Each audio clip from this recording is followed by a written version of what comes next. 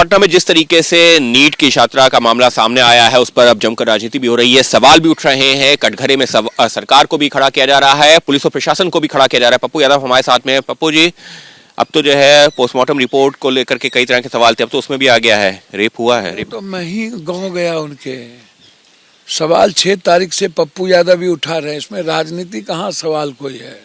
और जो पॉलिटिशियन अब लंबी लंबी बात कर रहे हैं, तो मुझे लगता है कि पॉलिटिशियन को तो लंबी बात करने का कोई आधार ही नहीं है। चितबी मेरी पटबी हमाम में सब नंगे, हर डाल पर उल्लू बैठा अंजामी गुलिस्ता क्या होगा। मैं ये नहीं कहता हूँ कि सारे पॉलिटिशियन 2% पॉलिटिशियन अच्छे होंगे, 2 पॉलिटिशियन लॉयर भी अच्छे होंगे, जजेज भी अच्छे होंगे, पदाधिकारी भी अच्छे होंगे, डॉक्टर भी अच्छे होंगे। इसमें मैं हमेशा कहता रहा हूँ कि हॉस्टल के लिए कोई गाइडलाइन नहीं है। अच्छा, औरत जो लड़कियां हॉस्टल चला रही है, महिलाएं चला रही है, मैं ये नहीं कह रहा हूँ कि 1% महिलाएं अच्छी नहीं है, लेकिन लगभग महिलाओं के आड़ में इसका शोषण बहुत ज़्यादा बढ़ गया है। नीलम अग्रवाल को थप्पड़ मार के आप लाए और क्यों छोड़ दिए? नीलम अग्रवाल का बेटा कंप्लीट इन्वॉल्व है इसमें, और अभी तक आप उस अग्रवाल को पकड़े नहीं है। क्यों? बलात्कार में है।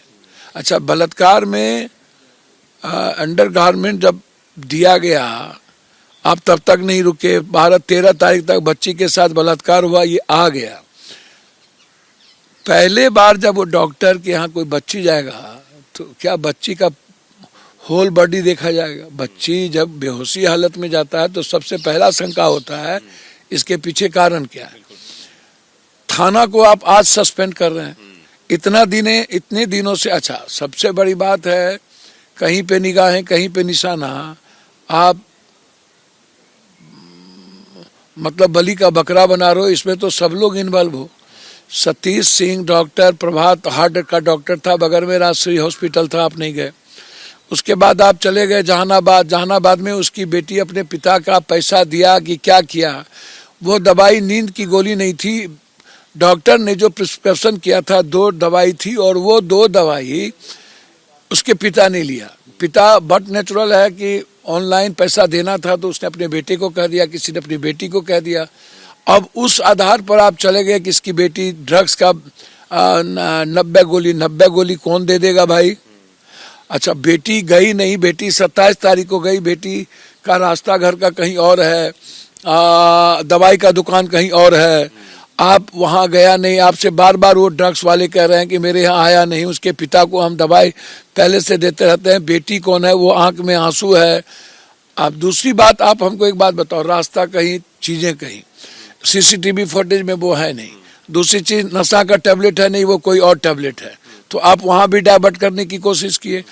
जब आप इतने मर्डर केस में इतना पोस्टमार्टम होता है तो आप पीएमसीएच को प्रेफर करते हो, और पीएमसीएच के रिपोर्ट को आप मान लेते हो। फिर आप यहाँ पर पीएमसीएच के रिपोर्ट को क्यों नहीं माने? 6 तारीख को, 5 तारीख को वो आई, 5 तारीख के बाद 6 तारीख को गया। तो सबसे बड़ी बात यह है कि 6 तारीख को वो निकली नहीं, केबाड़ी टूटा नहीं। वार्डन को आप गिरफ्तार क्यों नहीं किए? वार्डन कह रहा है कि उठाने में उसको चुट्टी काटा गया। वार्डन इसमें इन्वॉल्व है। तो आप कह रहे हैं कि आप जो हॉस्टल बनता है, हॉस्टल में लड़के या किसी का पिता कैसे रहेगा? जहाँ लड़कियां रहती हैं वहाँ मैक्सिमम यदि जा भी सकती है तो कोई लेडीज जाएगी, वहाँ पर जेंट्स को जाने का परमिशन कैसे मिलता है? अच्छा, लड़कियां जहाँ रहती है उसके ऊपर लड़का कैसे रहेगा, उसके ऊपर नीचे लड़का कैसे रहेगा, लड़की ऊपर कैसे रहेगा?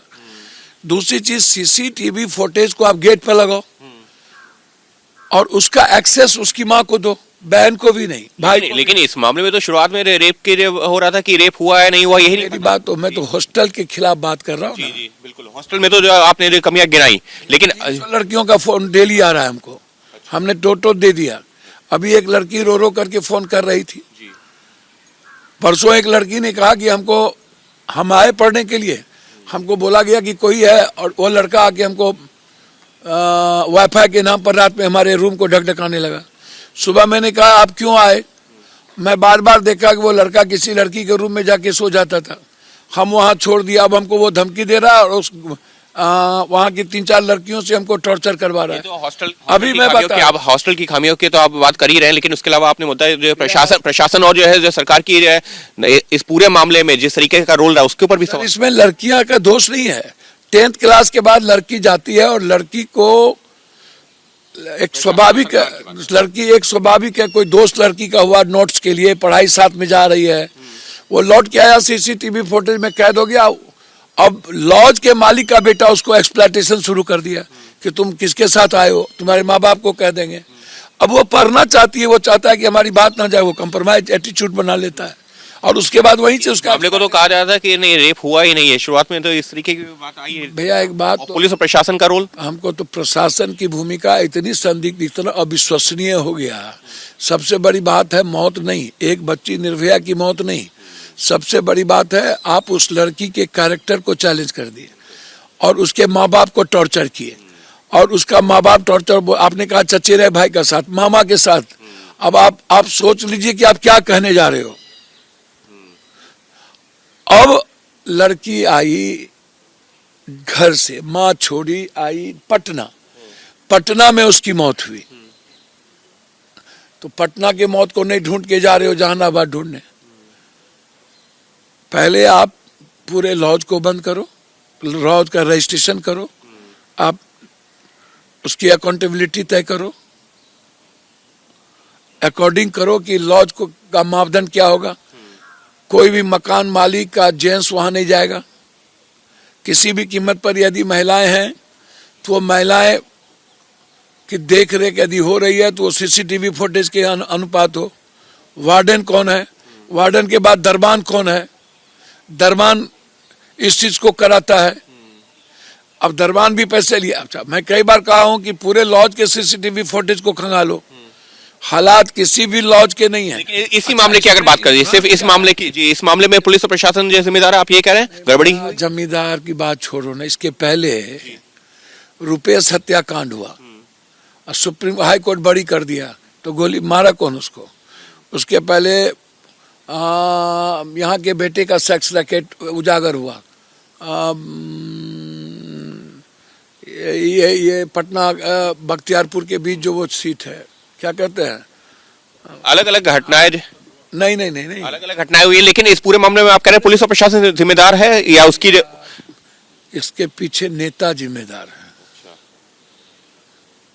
लगभग नेता, पदाधिकारी, डॉक्टर और पुलिस महकमे को बच्ची परोसे जाते हैं। सर याद है आपको मुजफ्फरपुर कांड, जिसके लिए पप्पू यादव, छोटी छोटी बच्ची की मौत, उसका नेताओं के यहाँ कंसर्न, कोई इस बात को तैयार था? सर लगभग ये नेता लोग चुप क्यों थे, मौन क्यों थे? अच्छा, जो नेता बोल रहा है वो नेता बलात्कारियों को तो टिकट दे रहा है, जिसकी सजा हो गई उसको टिकट दे रहे हो, बलात्कारी को बचा रहे हो, तो चित भी मेरी पट भी मेरी। थानेदार और एएसपी संदिग्ध हैं पूरा का पूरा। अब आप अभी तक वार्डन की गिरफ्तारी नहीं की, आप सस्पेंड कर दिए, एएसपी पर बात सवाल नहीं खड़ा कर रहे हो।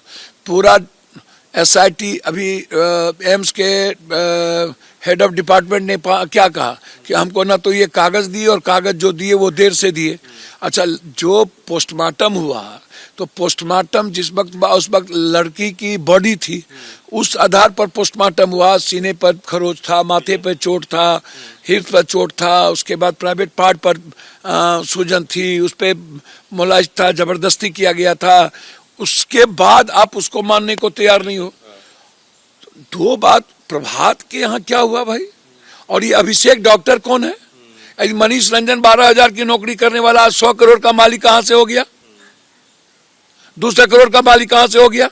किसको किसको? अच्छा, इसके साथ कौन कौन नेता का बेटा रहता है?